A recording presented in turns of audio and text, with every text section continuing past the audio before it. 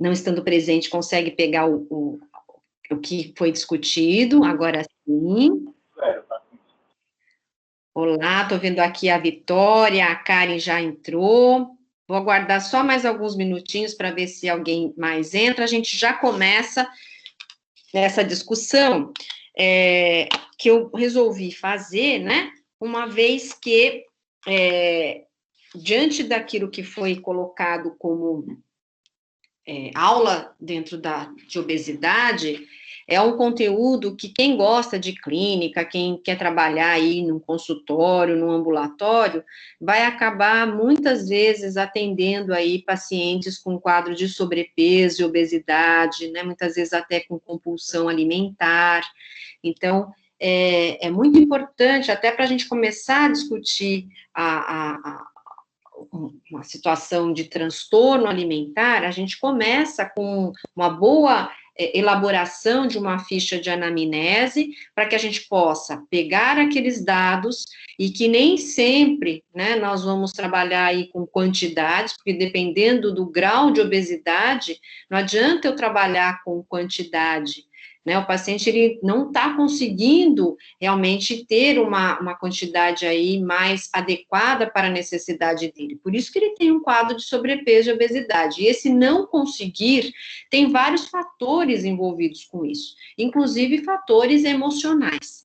Né? Então, primeira coisa, o nutricionista ele tem que estar totalmente desprovido, né, dessa questão de preconceito, de querer criar rótulos, principalmente rótulos em alimentos, né? A primeira coisa é liberar para esse paciente todo e qualquer alimento que esse paciente possa querer consumir, porque o que acontece? Se ele julga, ele já vem muitas vezes com preconceito do que seria uma alimentação mais adequada, né? E diante até daquilo que ele já pesquisou, diante daquelas vezes que ele tentou fazer a dieta e não conseguiu, né? Acho que a gente até pode começar a perguntar para ele um pouco sobre a história dessa obesidade, que acho que é um dado bastante importante aí, para a gente não repetir exatamente aquilo que ele já viveu no passado e ele não teve sucesso. Então, eu acho que uma forma da gente conseguir aí driblar, né, as situações de frustração desse paciente, a gente, cada paciente é um paciente, primeira coisa, né, e tentar entendê-lo no que diz respeito àquilo que ele tentou fazer no passado, com dieta, com médico, com nutricionista, com medicamento, enfim, tenha realmente a certeza aí de tudo que você poderia saber referente a esse tipo de situação que ele viveu no passado e que não teve um resultado positivo, e que agora você quer propor para ele algo que seja duradouro, né? Algo que realmente vá ter uma relevância aí dentro da vida dele, que vai ser algo gradativo. Essa perda de peso, a proposta é que seja gradativa, porém duradoura. Tá? Então, é muito importante, né, que a gente faça aí tem uma proposta para ele, de forma realmente a atendê-lo personalizadamente. Então, a gente acaba usando, muitas vezes, ferramentas, né, vamos usar, muitas vezes, o comportamento alimentar. Então, o que a gente tem de técnicas para abordagem desse comportamento alimentar, para que ele consiga se autocuidar, se autoconhecer, né, descobrir coisas que também lhe deem prazer, que não seja recorrer à comida, que ele não deve, né, usar o alimento, muitas vezes, para uma compensação, né, porque aí acaba com certeza, se ele está numa situação de estresse, um momento de frustração, é comum que, obviamente, ele vá ter, né, ele vai acabar consumindo muito mais, ele não vai prestar atenção naquilo que ele está levando à boca. Então, é um tratamento que eu julgo que deve ser de nível terciário, né, de assistência, então no âmbito ambulatorial, de consultório, porque o paciente internado no hospital, muitas vezes por causa de uma consequência de um quadro de obesidade, não é o momento de você fazê-lo perder peso. Isso é um processo contínuo, né, é uma análise horizontalizada. Você vai analisar e vai ajudá-lo, vai analisar e vai estar sempre ali ao lado dele, não contra ele. Por isso, quando eu falo, né, que o profissional ele tem que estar desprovido aí de qualquer preconceito, de rótulo, se o paciente perceber que você tem algum preconceito, algum rótulo em relação à alimentação, ele vai passar a não trazer as informações que você precisa para poder ajudá-lo. Então, é desmistificar, descortinar para ele um outro horizonte. Então, porque se ele acha que você tem rótulos em relação ao preconceito, em relação a determinado uso de alimentos, o dia que ele não conseguir seguir aquilo que você está falando, e aí ele passar a comer coisas que ele julga que você não vai aceitar, ele faz o quê? Ele passa a não fazer mais uso daquela orientação nutricional. Né? Então, ele tem que ter a segurança de que você está ao lado dele, percorrendo todos os caminhos aí das dificuldades, no momento em que ele quiser passar um pouco daquela quantidade, ou quiser comer um alimento que ele julga mais saboroso para ele, enfim, para que realmente ele possa retomar nas próximas refeições numa quantidade mais adequada, ou numa qualidade mais adequada. Num primeiro momento, a qualidade, ela não vai estar em voga. Num primeiro momento, nós vamos trabalhar comportamento alimentar versus quantidade, ainda sem falar de qualidade. Por último, nós vamos trabalhar a qualidade dessa alimentação. Porque, a princípio, todo mundo sabe o que é uma alimentação de qualidade. A questão é você conseguir seguir, é você conseguir fazer isso, tá? Então, começando aí a falar sobre esse estudo de caso, né? É um estudo de caso que tem como inicial o paciente T.P, de 36 anos, ele tem um sexo masculino, com obesidade, hipertensão e doença aterosclerótica. Então, é um paciente que, quando ele aqui apresenta um diagnóstico, a gente já fica ligado numa questão de perceber se ele tem ou não uma síndrome metabólica, né? Por quê? Porque se tem obesidade e a hipertensão, falta só os dados, que são os 4 dados ali, sendo 2, os 4 dados relacionados à síndrome metabólica, sendo 2 aqueles que vão, obviamente, direcionar para esse diagnóstico de síndrome metabólica. Então, primeiro, se o paciente ele tem uma classificação de obesidade pelo IMC, eu vou analisar a circunferência da cintura. Ah, mas aqui eu não tenho circunferência da cintura. Tudo bem, mas normalmente um paciente que tem um IMC acima de 30, provavelmente ele vai ter uma circunferência da cintura proeminente. E aí eu vou atrás de 2 daquelas 4 caracterizações para essa síndrome metabólica. Então, aqui ele tem aumento de colesterol total e LDL, ele tem uma glicemia aumentada. Então, daquelas situações que envolvem o paciente com síndrome, seria um quadro de hipertensão, ou um quadro de alteração glicêmica, um aumento de TG, que aqui não vem ao caso, e uma diminuição de HDL. Então, desses 4, você tem 2 situações que seriam aí relevantes, né, pensando na questão da síndrome metabólica. Então, 2 questões somadas à circunferência da cintura aumentada.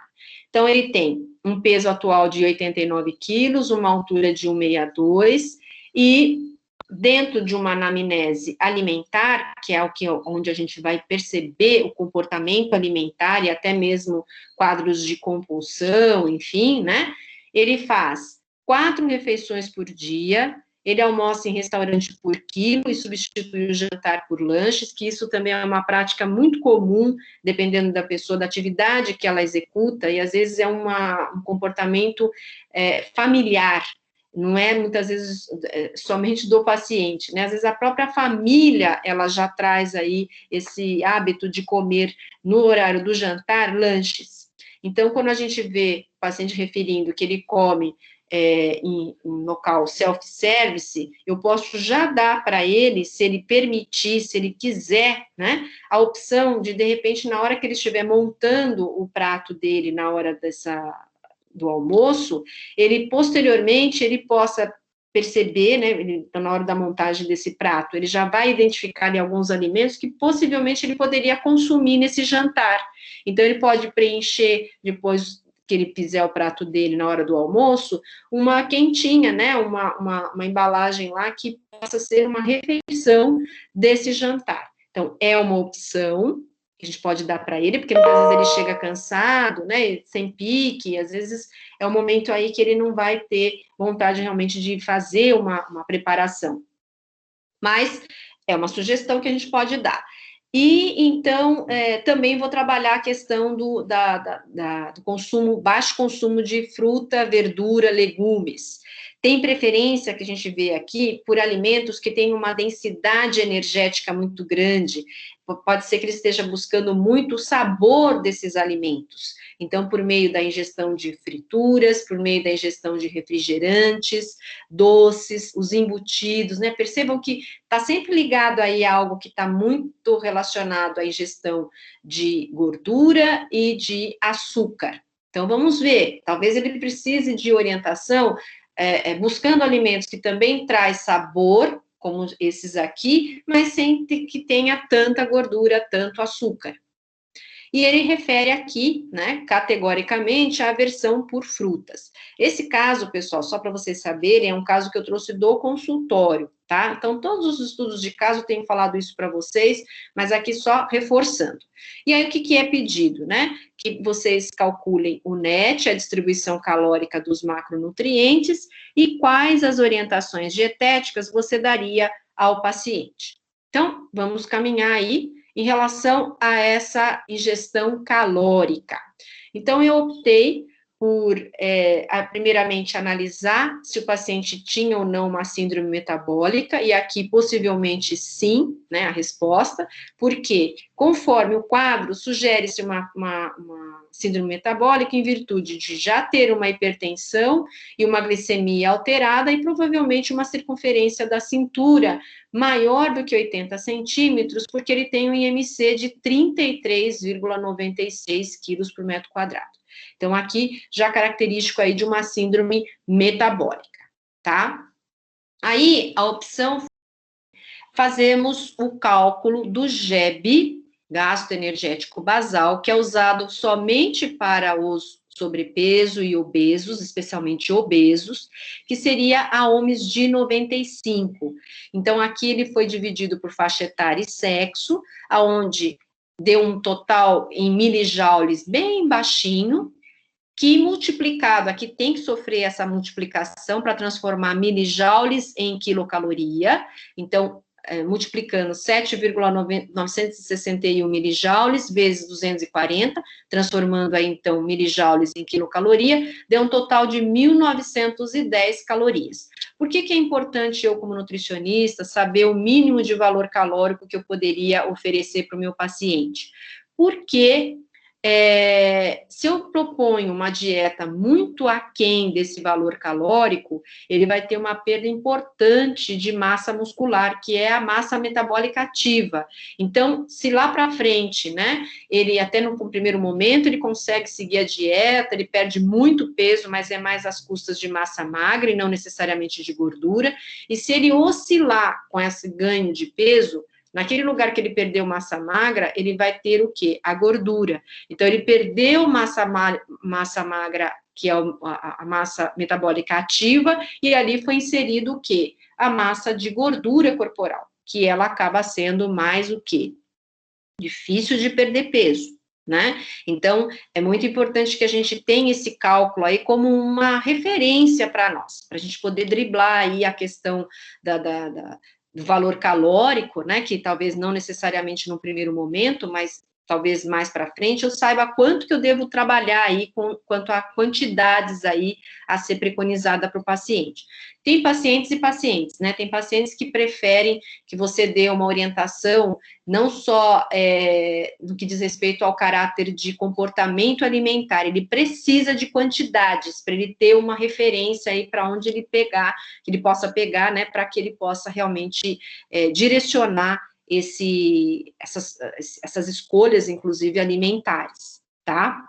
Então, aqui, né, eu fiz o cálculo do metabolismo basal vezes o fator atividade. Nesse caso, como não foi referido que o paciente faz atividade física, nós usamos 1,3, que seria aí para uma atividade física leve ou moderada, tá? Então, dá um total de 2.483,83 calorias, aproximadamente 2.500 calorias. Mas isso seria para o paciente manter o peso de 89 quilos, né? Então, manter o peso de IMC de 33,96. Então, quando eu quero que meu paciente ele perca peso, eu vou partir desse valor e vou retirar 500, 800 ou 1.000 calorias, como está no protocolo de estratégia de perda de peso para essa OMS de 95.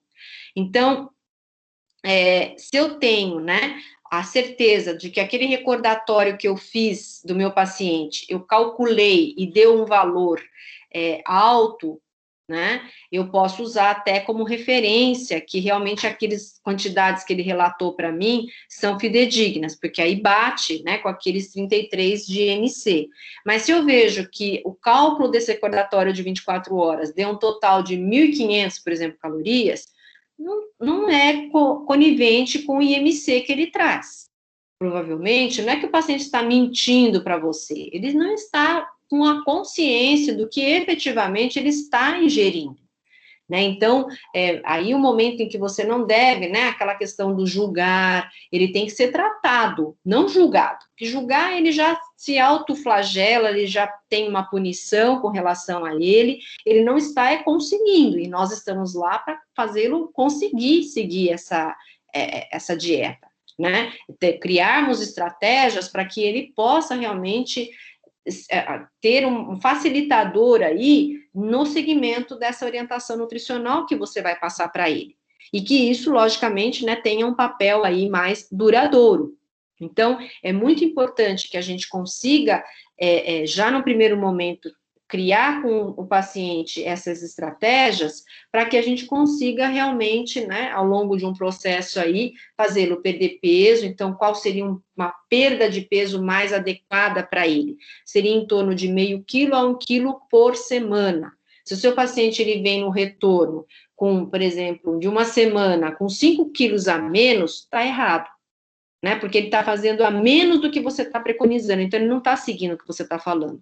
Então, provavelmente, ele está perdendo muito mais massa magra, que é o que a gente quer conservar ao máximo, principalmente se ele não está fazendo atividade física, do que a massa efetivamente de gordura. Se ele está perdendo gordura junto com essa massa muscular, mas pode ter certeza que se a perda for intensa, ele vai perder mais massa magra do que a gordura corporal, e que não é vantagem, tá? Porque para a gente conseguir uma massa muscular, precisa de grande esforço, né? A gente tem que ter a dieta adequada e mais atividade física.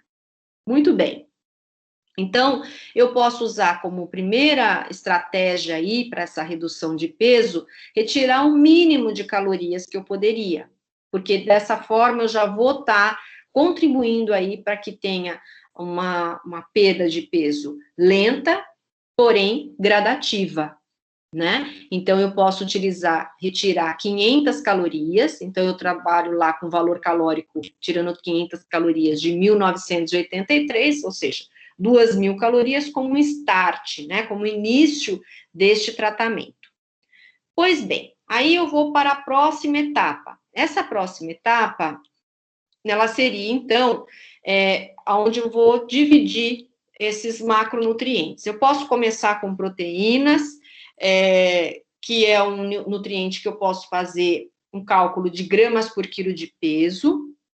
Então, eu sempre opto, embora tenha na literatura, né, uma recomendação de 15 a 20% de proteínas, ou de 0,8 a 1,5 gramas por quilo de peso ideal, porque se eu usar o peso atual aqui, eu posso estar superestimando essa quantidade proteica e talvez eu não consiga atender aí. Você sabe que toda vez que eu aumento muita proteína na dieta, eu posso também aumentar o valor calórico dela.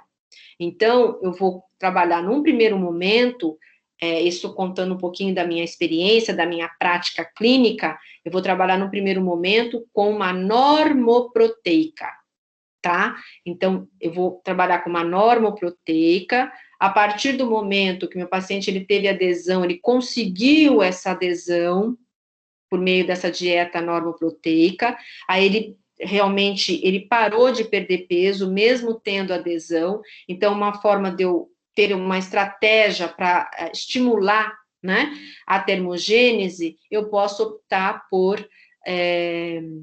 usar uma dieta hiperproteica. Mas, então, na primeira fase, seria uma normoproteica, e aí, posteriormente, né, parou de perder peso, tendo adesão, eu trabalho com uma hiperproteica. Mas a primeira etapa seria a norma. E eu gosto muito de usar gramas por quilo de peso, tá? Porque é uma forma do nutricionista ele saber o quanto que ele deu, o quanto que ele vai aumentar, enfim, do que usar porcentagem aí de proteínas. Eu sei que tem profissionais, fazendo aqui um adendo, né, que já trabalham no primeiro momento com o paciente com uma dieta bem mais hiperproteica, estimulando aí uma termogênese, mas principalmente para pacientes que fazem uso de uma prática de atividade física. Então, às vezes ele tem lá um quadro de sobrepeso, mas ele vem também com uma proposta de que ele quer fazer uma atividade física junto. Aí você pode até começar aí com uma dieta hiperproteica, né, e aí, considerando que ele vai fazer uma atividade física, mesmo que ele tenha uma perda aí de massa muscular, você já tem a oportunidade de aumentar essa quantidade aí de proteína e restaurar essa massa muscular perdida, tá? Mas se o paciente ele não está fazendo atividade física, trabalhe tudo com normoproteica, normolipídica, normoglicídica, ok?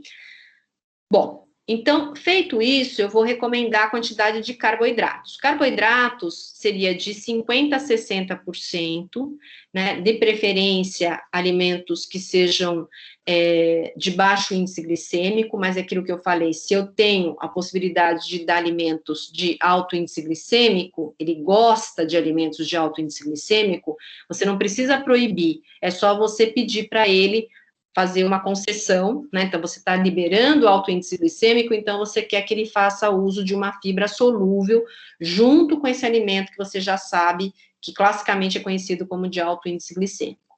Então, eu posso dar uma fibra solúvel, por exemplo, tá? Aí, ele falou pra gente que ele gosta muito de doces, né? Então, por que não trabalhar com doce nessa alimentação?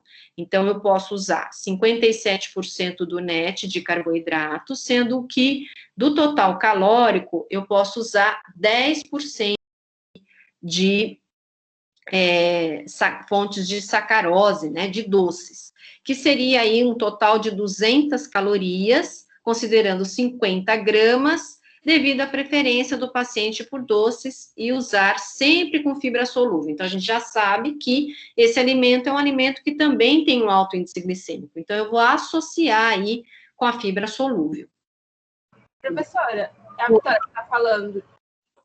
Pode falar, Desculpa, Vitória. não sei se a senhora falou, aí eu não escutei, sobre esses 30 quilos. Da onde a senhora tirou os 30 quilos do peso ideal, por favor? Ah, muito bom. Ótima pergunta, Vitória. Então, isso, na verdade, é uma estratégia que o nutricionista ele vai usar de acordo com a sua experiência, tá? Então, assim, se a gente pegasse, aqui eu usei o peso ideal, eu poderia usar um peso ajustado também, né? Um cálculo de peso ajustado também, sem problema nenhum. Mas até para eu calcular um peso ajustado, eu teria que usar um peso ideal, né? Que se vocês lembrarem do cálculo do peso ajustado, ele tem na inserção lá um peso ideal. Se ele tem um IMC de 33, não dá para eu passar com um cálculo de peso ideal aqui, ó, a altura em metro quadrado vezes, por exemplo, 24,99, que é o máximo do IMC que eu poderia usar. Então, eu vou devagar, para ele não sentir tanto também essa queda, né? Ia ficar muito longe para ele. Então, se com 30 quilos por metro quadrado, ele já dá em torno de 79 quilos, que já seriam 10 quilos a menos do que ele tem. Imagina se eu diminuir mais do que isso. Então, eu posso ir devagarinho, até chegar lá no como peso ideal, 24,99, para ele não sentir tanto. Ah, entendi, professora, obrigada. Nada. Então, assim, na prática, né, eu gosto de colocar aqui como que eu fiz esse raciocínio. Na prova, se tiver que usar um peso ideal, nesse caso, eu vou fornecer esse peso, mas é importante vocês saberem como a Vitória fez, da onde saiu isso, né? Qual critério que eu adotei. Então, eu usei de 33 para 30 quilos por metro quadrado. O próximo peso ideal que eu poderia colocar como estratégia, diminuir mais 3, de repente 27 poderia ser. Então, aí eu vou vendo se não está muito distante, né, desse peso atual do paciente, tá? Porque senão fica muito irreal, muito distante dessa realidade, né? Se a gente for pensar, o nosso paciente, ele não é muito alto, né? Ele tem 1,62 m aí de altura. Então, por isso também a importância da gente saber, né, qual é um peso considerado mais adequado para que ele consiga realmente ter um resultado positivo. Bom, em relação aos lipídios, o que eu tenho aqui? Uma recomendação de lipídios que varia de 20% a 30%, então eu peço para que preferencialmente seja a base de mono e poliinsaturados, principalmente porque aqui ele não tem um quadro de obesidade somente, ele tem também uma dislipidemia, lá foi falado que ele tem alteração dos níveis de colesterol total e LDL. E se a gente for considerar, né, o monoinsaturado especialmente, ele acaba aumentando receptores de LDL. Então, eu posso também trabalhar aí nessa distribuição, algo que possa realmente contribuir para essa redução aí dos níveis de lipídios sanguíneos. Ainda que, com a perda de peso, é claro que ele vai reduzir lipídios sanguíneos, é óbvio, tá? Bom, então aqui eu coloco, né, a distribuição, a relação ômega 6, ômega 3, então mais ômega 6, que é o que mais a gente usa, do que ômega 3, então é de 5 a 10 para 1.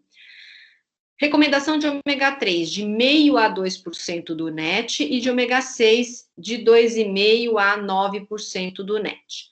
Então, distribuindo aqui esses 30%, a somatória de saturado, mono e poli tem que dar o que você preconizou, 30%. Mas eu usei, por exemplo, 25%. Então, a somatória de ácido graxo saturado, mono e poli teria que dar 25%, e assim por diante, né? Então, aqui, saturado 5%, monoinsaturado 15%, e poliinsaturado, que seria correspondente a ômega 3 e 6, de 10%. Então, eu posso usar 1% de ômega 3, né, que daria aí um total de 20 calorias, ou seja, 2 gramas por dia de ômega 3. Então, esse ômega 3 pode ser através do uso de chia, de linhaça, que também acaba sendo fibra solúvel, ou seja, bem-vindo, muito bem-vindo aí dentro dessa proposta, né? E mesmo utilizarmos suplemento à base de ômega 3, então, lembrando aí das orientações, o paciente ele não pode ter alergia a peixe. Quando ele for utilizar a fonte de ômega 3, ele tem que ter, para melhor biodisponibilidade, a vitamina E, né, junto na mesma refeição. Por isso que eu gosto sempre que o meu paciente ele utilize essa fonte de ômega 3 numa refeição, né, completa, para ele ter aquilo que mais biodisponibiliza. E também a importância desse ômega 3 na vida dele é porque ela contribui com a diminuição da deposição de gordura no tecido adiposo, é termogênico, então ele estimula aí o metabolismo e melhora ainda a sensibilidade à insulina. Então, tudo de bom, porque inclusive o meu paciente ele tem uma alteração glicêmica de 112, né? Então, eu também estou contribuindo aí com o uso desse ômega 3. Tá? Então, muito importante aí que a gente siga essas estratégias, né, para que a gente consiga, obviamente, ter aí essa questão, né, sendo trabalhada também nessa dieta. Tudo bem até aqui? Alguma dúvida, pessoal? Não, pronto, tudo certo. Tá. Bom, aí então, dando continuidade, né? Quais são as recomendações da primeira etapa? Então, por exemplo, o paciente chegou hoje, eu apliquei a ficha de anamnese, eu já vi tudo, né? Quais são as deficiências dele, as situações de comportamento alimentar que eu preciso de melhorar. Então, numa primeira etapa, que pode ser trabalhada logo nessa primeira consulta, ou até mesmo fazendo parte da primeira etapa na semana seguinte, que ele retornar aí esse seu consultório, seu ambulatório, né? Talvez aqui nesse primeiro momento eu ainda não dê as quantidades para ele, mas é bom que eu já saiba como trabalhar as estratégias para que a gente chegue aí nessas quantidades. Então, quando eu falei lá na aula, utilizar o diagrama dos círculos. Então, aqui, como usar, né, esse diagrama dos círculos? Então, se vocês estão lembrados, a gente falava lá de fracionamento, a gente falava lá da inclusão de alimentos que são importantes, né? Então, não adianta eu falar para o paciente assim, olha, você tem que comer fruta, verdura e legumes, mas ele não gosta, ele já falou que ele já tem baixa adesão a isso, e ele já falou que a fruta ele não gosta. Então, talvez tenha sido, né, vinculado aí aquilo e como foi feita essa inclusão lá quando ele era criança, né? Então, a gente pode colocar aqui, por exemplo, já que ele gosta, por exemplo, de um alimento que tem uma densidade de gordura muito grande, então, por exemplo, um hambúrguer. Então, você pode perguntar até para o paciente quais alimentos de maior preferência. Então, eu gosto de hambúrguer.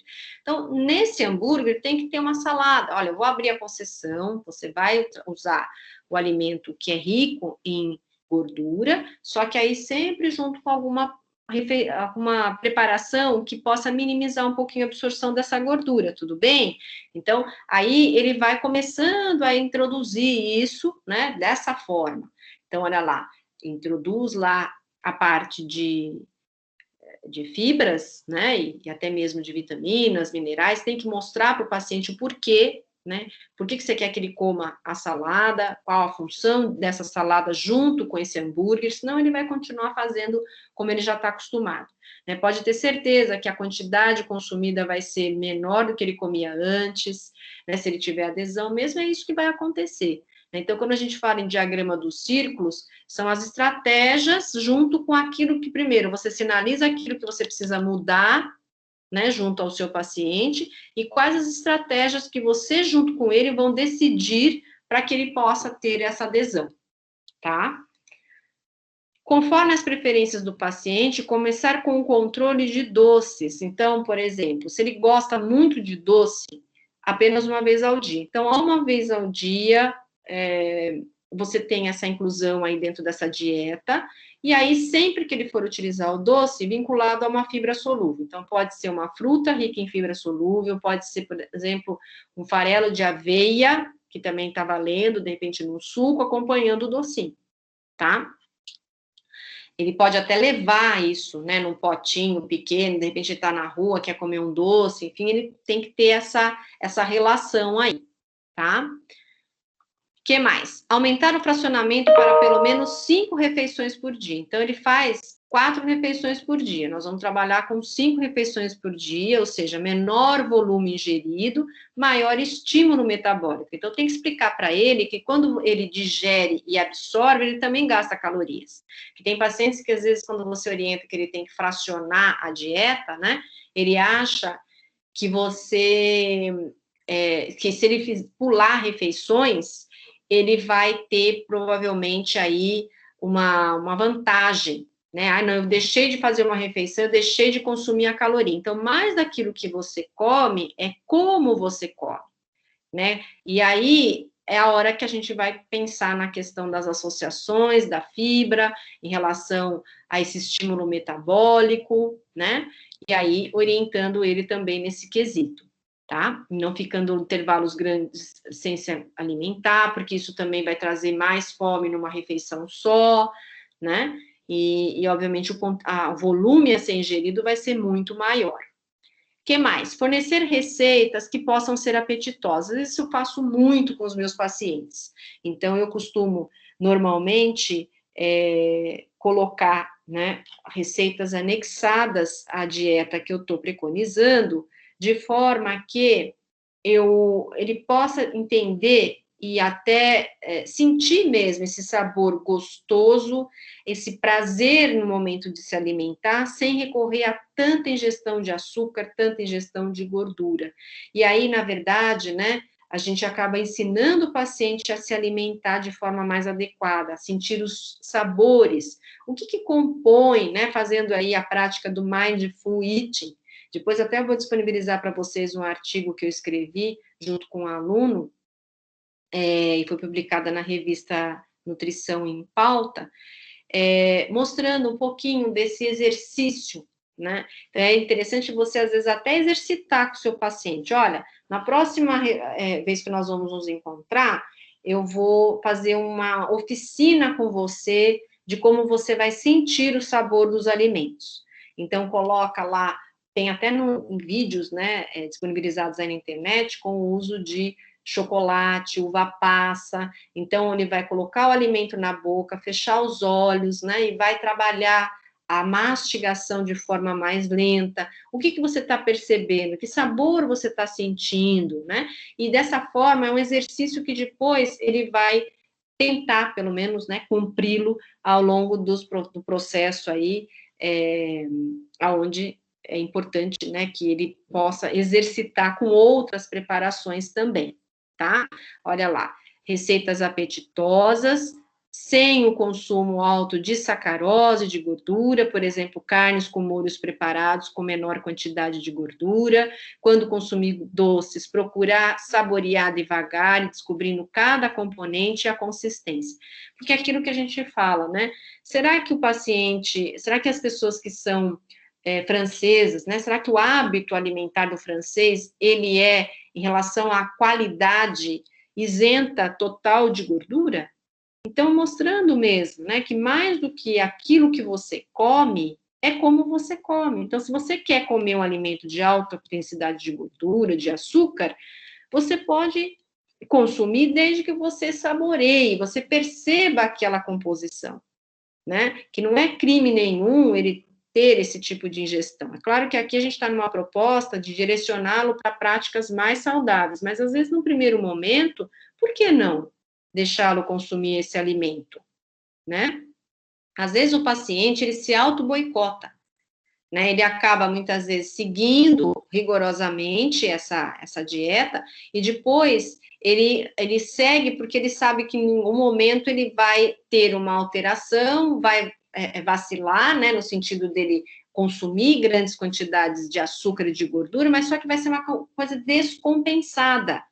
Então, por que não a gente fazer as coisas juntas? Ele vai saborear, ele vai sentir o gosto de outros alimentos que não tenham tanta densidade de açúcar e gordura, mas o dia que ele consumir, pelo menos ele percebe que aquele alimento, ele tem propriedades ali que para ele são importantes, mas ele tem que saber detalhes, né? Então, devagar, ele vai saborear, vai prestar atenção realmente na consistência, de onde veio aquele alimento, enfim, né? Acho que isso é uma prática que serve para outras coisas. Fala, Karen, pode falar. A obesidade, eu acho que também está muito associado com os fatores emocionais, né? Principalmente, eu acho que com a aula que você vai dar depois de transtorno, eu já li vários artigos, né, sobre obesidade, e a maioria deles sempre relaciona o fator emocional junto, né? Exatamente, Karen. E se o nutricionista que ele não estiver atento a essa questão, ele não vai conseguir ajudar o paciente, porque senão ele vai correr o risco de ser aquele que vai punir, né, aquele que vai realmente tirar aquele alimento que o paciente gosta. Então, a gente precisa de avaliar a questão emocional, né, perguntar para o paciente, você se gosta?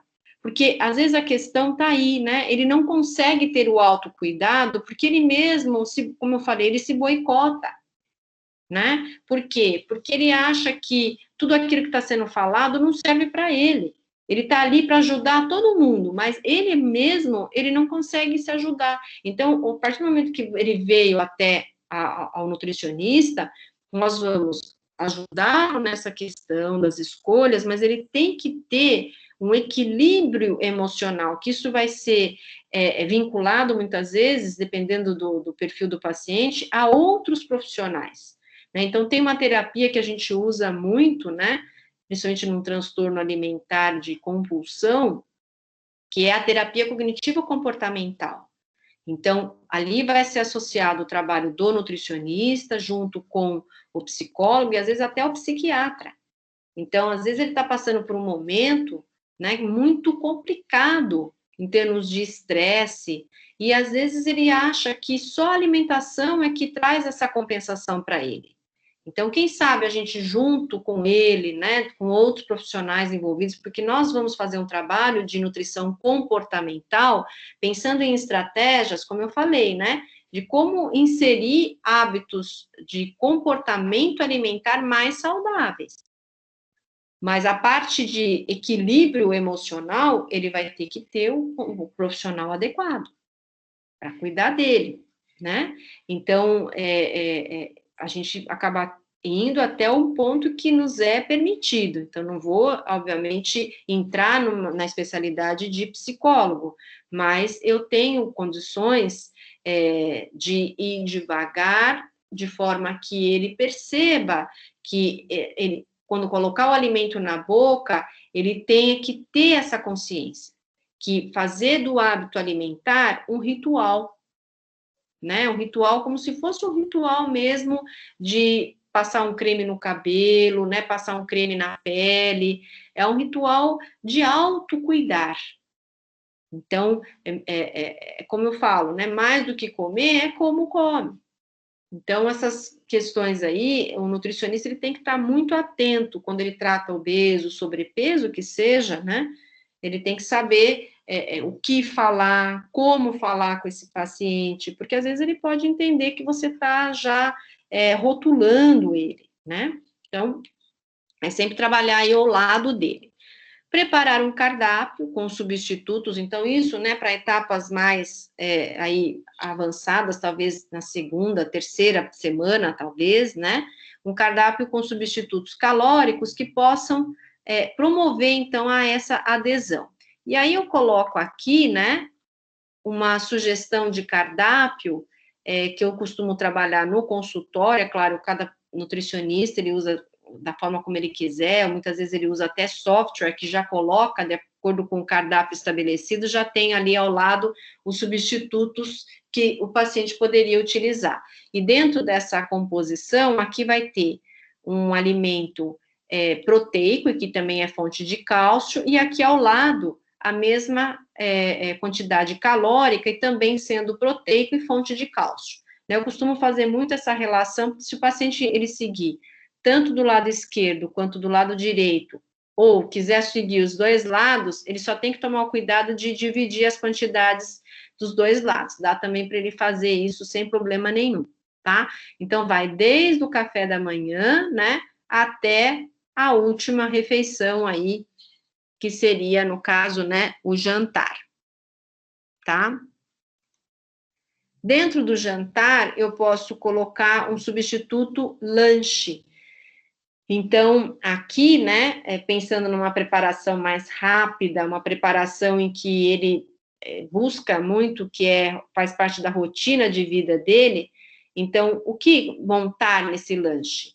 Né? Hoje as pessoas pedem muito fast food, ou pedem muito comida de fora, até por muitas vezes estarem trabalhando em casa, por conta de home office, não tem tempo de cozinhar, porque muitas vezes o trabalho duplicou. E aí, né, como fazer? Então, a gente pode até ajudar o paciente nas escolhas de que deve ser pedido, quantas vezes aí não abre o cardápio do local que o paciente normalmente costuma pedir, e falo para fazer algumas modificações pequenas, né, para tentar trazer aí uma qualidade nesse tipo de cardápio que ele vai optar, né? Então, aqui é colocado o pão, que pode ser substituído, olha aqui, por outros tipos de pães ou outra composição de carboidrato. A proteína, né, que aí é o filé de frango, que também temos aqui as opções, e de forma que ele vai ter a opção da fibra solúvel, vai ter, ele gosta de doce, então eu já propus aqui uma gelatina de sobremesa, né? Posso usar outro doce aqui que eu julgar importante, até mesmo o chocolate que ele tem a vontade de consumir, só que aí dentro de uma refeição que ela tem um certo equilíbrio, né? Então, essa proposta alimentar, ela vem mais mais tardiamente, talvez. Se ele não tem tanta ansiedade para ter quantidades a serem usadas, você pode colocar isso como uma terceira semana, por exemplo, de acompanhamento, tá? Então, primeiro você trabalha muito a questão comportamental, e aí, nessa terceira semana, você trabalha aí com uma quantidade, né? Olha, montei aqui um cardápio, eu quero sentir como é que você vai se sair com esse cardápio, se você vai ter alguma dificuldade, e aí, toda semana, mesmo que você não encontre presencial com o seu paciente, é importante que ele te mande um feedback, né, para você controlar, de certa forma, aí, essa adesão, né? Então, é sempre bom que o nutricionista ele esteja disponível para que ele possa ajudar esse paciente nas melhores escolhas. Tentaram fazer, só para efeito de curiosidade? Professora, eu vou ser sincera, não. Esse mês agora, a gente está com tanto, eu pelo menos, estou com tanto trabalho para entregar, tanto. Foi o único que eu não fiz. De todos que você já deu, foi o único que eu não parei para fazer. Tá certo, Karen. Então, assim, é importante que vocês, como tem o gabarito, né, facilita também vocês terem um outro momento para poder fazer esse estudo de caso. Então, façam sozinhos, né, sem olhar o gabarito no primeiro momento, e aí depois comparem. E aí, às vezes, pode até ser que surjam dúvidas, né, referentes, e, obviamente, vocês têm aí a oportunidade nas aulas da gente poder esclarecer direitinho. O importante é que vocês, durante esse período aí, até o final, vocês consigam esclarecer e agregar esse conhecimento, né? Isso é muito relevante mesmo. Tá certo? Dúvidas até aqui? Não, pronto. Então, tá bom.